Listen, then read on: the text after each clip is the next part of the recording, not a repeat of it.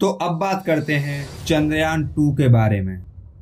अगर हम शुरू से समझें तो चंद्रयान 2 भारत और रसिया का कंबाइंड मिशन होने वाला था, जिसमें ऑर्बिटर एंड प्रोब भारत को और लैंडर रसिया को बनाना था। इवन चंद्रयान 2 को जनवरी 2013 में ही लॉन्च किया जाने वाला था, लेकिन 9 नवंबर 2011 को रसिया ने जब मार्स के मून फोबोस पर जाने के लिए फोबोस ग्रंट मिशन लॉन्च किया, तब लॉन्च के बाद रशियन रॉकेट सैटेलाइट के साथ ही अर्थ के लो ऑर्बिट में ही एक्सप्लोड हो गया। और क्योंकि इस मिशन की टेक्नोलॉजी चंद्रयान 2 लैंडर में भी यूज की जाने वाली थी, साथ ही इसके कारण रशियन स्पेस एजेंसी का बजट भी बिगड़ गया और रसिया लैंडर को टाइम रहते नहीं बना पाया, जिसके कुछ समय बाद रसिया पूरी तरह से इस मिशन से पीछे हट गया। अब इसके बाद इसरो ने हार नहीं मानी और खुद ही लैंडर भी बनाया और अब चंद्रयान 2 को 2018 में लॉन्च किया जाना था, लेकिन उस टाइम पर कई और लॉन्चेज होने के साथ ही GSLV M3 की भी टेस्टिंग चल रही थी, जिसके द्वारा ही चंद्रयान 2 को लॉन्च किया जाना था। इवन 15 जुलाई 2019 को भी एक बार फिर चंद्रयान 2 के लॉन्च से मात्र 56 मिनट पहले ही कैंसिल कर दिया गया था, कुछ टेक्निकल रीजंस की वजह से। लेकिन फाइनली 22 जुलाई 2019 को इसरो ने चंद्रयान 2 को GSLV Mk3 रॉकेट के द्वारा सतीश धवन स्पेस सेंटर श्रीहरिकोटा आंध्र प्रदेश से लॉन्च किया। इस मिशन को 3 स्टेजेस में लॉन्च किया गया था। सबसे पहले सॉलिड इंजन इनिशियल बूस्ट के लिए, उसके बाद 43 किलोमीटर एल्टीट्यूड पर लिक्विड इंजन स्टार्ट हुए और सॉलिड बूस्टर को सेपरेट किया गया। थर्ड स्टेज में 172 किलोमीटर एल्टीट्यूड पर क्रायोजेनिक इंजन इग्निशन और फाइनली 181 किलोमीटर एल्टीट्यूड पर चंद्रयान 2 को रॉकेट से सेपरेट किया गया, जिसके बाद 23 डेज तक चंद्रयान 2 अर्थ के 5 ऑर्बिटल स्टेजेस कंप्लीट करने के बाद स्पीड गेन करके 14 अगस्त 2019 को चंद्रयान 2 का lunar transfer trajectory phase start होता है, जिसमें चंद्रयान 2 अर्थ की ऑर्बिट को छोड़कर चांद की तरफ जाता है। अब 6 दिनों के सफर के बाद 20 अगस्त 2019 को चंद्रयान 2 फाइनली मून की ऑर्बिट में एंटर करता है और 13 डेज तक मून के 5 ऑर्बिटल स्टेजेस पूरा करने के बाद स्पीड कम करने के बाद 100 किलोमीटर के ऑर्बिट में 2 सितंबर 2019 को चंद्रयान 2 ऑर्बिटर लैंडर विक्रम से सेपरेट होता है। अब इस मिशन का सबसे मुश्किल फेज स्टार्ट होता है, लेकिन उससे पहले इस मिशन की डिटेल्स के बारे में जान लेते हैं।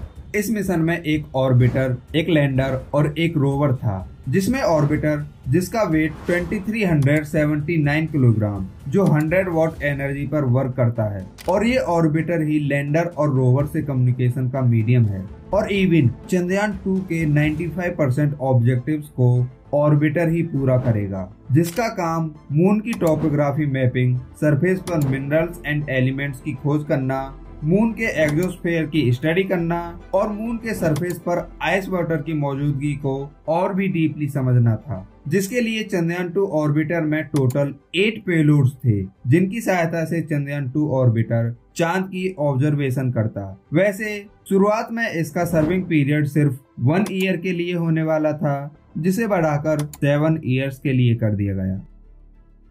नेक्स्ट, चंद्रयान 2 का विक्रम लैंडर, जिसका नाम विक्रम साराभाई के नाम पर रखा गया था, जिसका काम चांद की सतह पर सॉफ्ट लैंडिंग करना, रोवर से कम्युनिकेशन और उससे भेजे गए डाटा को इसरो के इंडियन डीप स्पेस नेटवर्क तक सेंड करना, साथ ही मून क्वेक्स की स्टडी करना और इसमें इंटीग्रेटेड 3 साइंटिफिक पेलोड्स के द्वारा चांद के सरफेस को ऑब्जर्व करना।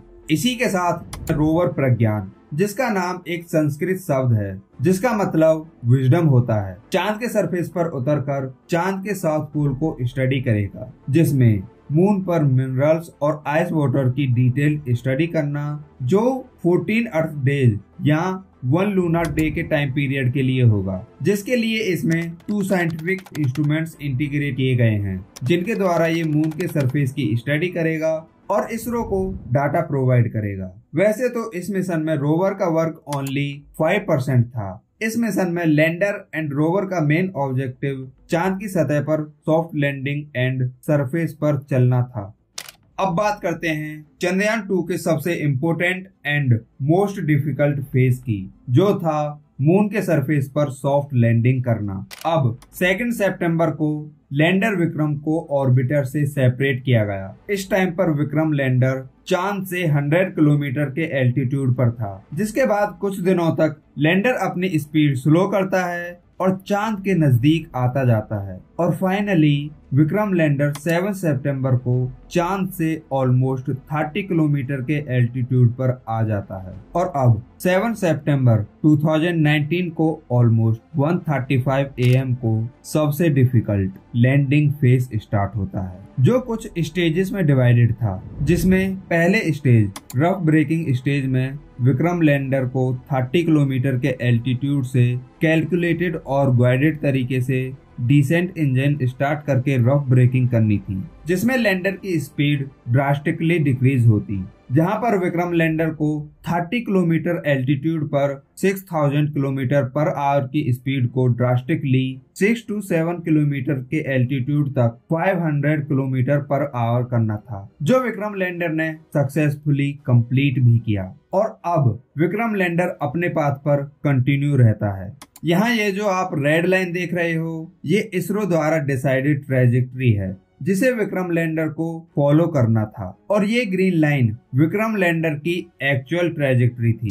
Rough breaking phase successfully complete होने के बाद अब फाइन ब्रेकिंग फेज स्टार्ट होता है, जिसमें लैंडर को 5 to 6 किलोमीटर के एल्टीट्यूड से 400 मीटर एल्टीट्यूड तक अपनी स्पीड को ऑलमोस्ट 0 करना था, जिससे इसरो अपने हिसाब से स्पीड को कंट्रोल करके सॉफ्ट लैंडिंग कर सके। अब प्रॉब्लम यहीं पर स्टार्ट होती है। फाइन ब्रेकिंग फेज स्टार्ट होता है, लेकिन अचानक ही 2.1 किलोमीटर की हाइट पर लैंडर का इसरो से संपर्क टूट जाता है और विक्रम लैंडर अपने पाथ से भटकने लगता है। लेकिन अभी भी विक्रम लैंडर 400 किलोमीटर एल्टीट्यूड तक डाटा सेंड करता रहा, लेकिन इसके बाद लैंडर ने इसरो को डाटा भेजना भी बंद कर दिया और अभी भी लैंडर अपनी डिसाइडेड ट्रेजेक्ट्री से भटका हुआ था। और अब इसरो का विक्रम से कंप्लीटली कम्युनिकेशन खत्म हो गया था, जिसके बाद इसरो के चीफ K7 की तरफ से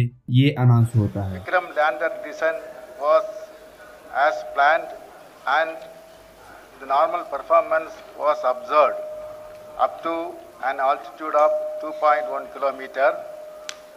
Subsequently, the communication from lander to ground station was lost.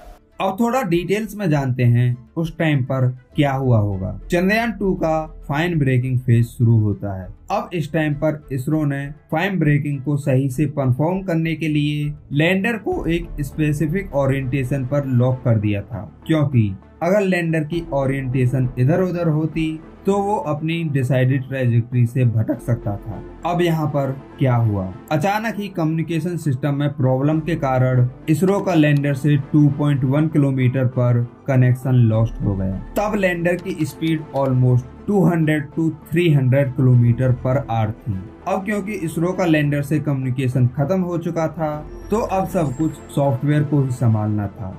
लेकिन अब यहाँ पर प्रॉब्लम ये थी कि सॉफ्टवेयर को लैंडर में लिमिटेड एक्सेस दिया गया था। इवन 400 मीटर के एल्टीट्यूड तक थ्रस्टर्स का कंट्रोल इसरो के पास ही था, लेकिन इसरो का कनेक्शन तो 2.1 किलोमीटर पर ही टूट गया था। अब लैंडर के इंजन का थ्रस्ट 2.1 किलोमीटर से 400 मीटर तक ऑलमोस्ट 200 किलोमीटर पर आवर ही रहा। अब 400 मीटर पर एक बहुत बड़ी प्रॉब्लम आ गई। यहाँ से थोड़ा डीपली समझने की जरूरत है। 400 मीटर के एल्टीट्यूड से सारा कंट्रोल विक्रम लैंडर के पास आ गया, लेकिन विक्रम लैंडर को 500 into 500 मीटर के एरिया में ही लैंड करना था। अब यहाँ पर विक्रम लैंडर थ्रस्ट कंट्रोल तो कर सकता था, लेकिन इस समय पर विक्रम लैंडर अपने डिसाइडेड लैंड एरिया से पहले ही बाहर आ चुका था। इवन लैंडर का ओरिएंटेशन यानी टिल्ट भी बहुत ज्यादा था,